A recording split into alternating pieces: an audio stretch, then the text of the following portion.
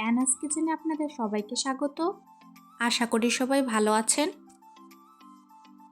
আজকে আমি বানাবো ছোট মাছের চচ্চড়ি। আমি আজকে 250 গ্রাম মোরলা মাছ নিয়েছি। মাছগুলো কেটে নিয়ে ভালো করে ধুয়ে নিয়েছি। এরপর নুন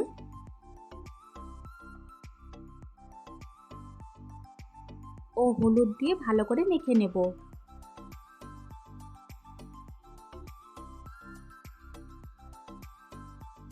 প্যানে পরিমাণ মতো তেল দিয়ে দিয়েছি মাছগুলো ভাজার জন্য।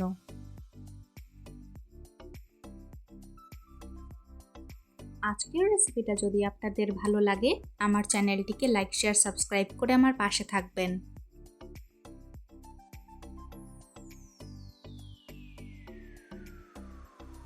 সবগুলো মাছ ভেজে নিয়েছি। এখন কড়াইতে পরিমাণ মতো তেল দিয়ে সামান্য কালো জিরে ও 1 টেবিল স্পুন রসুন কুচি দিয়ে দিব।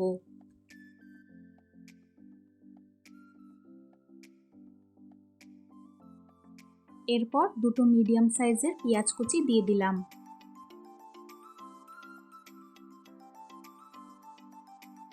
পেঁয়াজ হালকা লাল করে ভেজে নেব।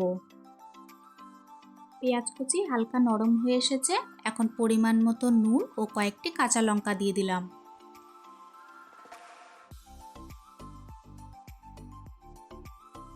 এক মিনিট মতো নাড়াচাড়া করে নিয়ে দুটো মিডিয়াম সাইজের আলু কেটে রেখেছিলাম সেটি এখন এর মধ্যে দিয়ে দিলাম।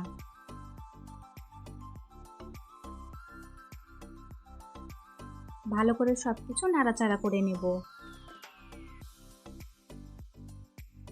এই সময় সামান্য হলুদ গুঁড়ো ও বেগুন দিয়ে দিব।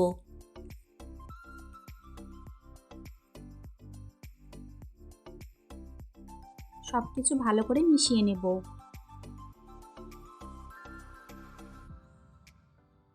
আমার রেসিপিটা ফলো করে এইভাবে একবার মোরলা মাছের চচ্চড়ি বানিয়ে খাবেন। আশা করি ভালো লাগবে। সবকিছু ভালো করে মিশিয়ে নিয়ে 5 মিনিটের জন্য ঢাকা দিয়ে রেখে দিলাম। 5 মিনিট পর আলু ও বেগুন প্রায় সেদ্ধ হয়ে এসেছে।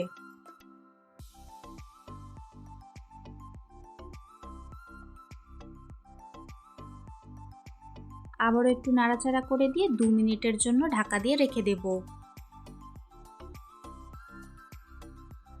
এরপর ধনেপাতা কুচি দিয়ে ভালো করে মিশিয়ে নেব।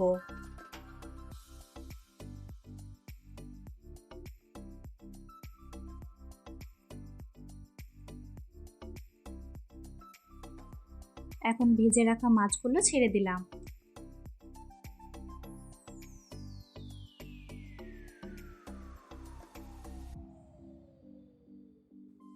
ভাজা মাছগুলোর সাথে ভালো করে মিশিয়ে নেব।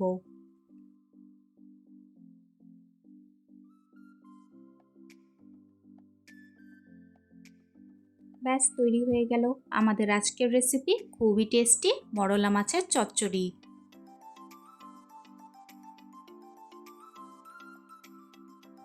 গরম ভাতে এরকম মোরলা মাছের চচ্চড়ি থাকলে আর কিছুই লাগবে না।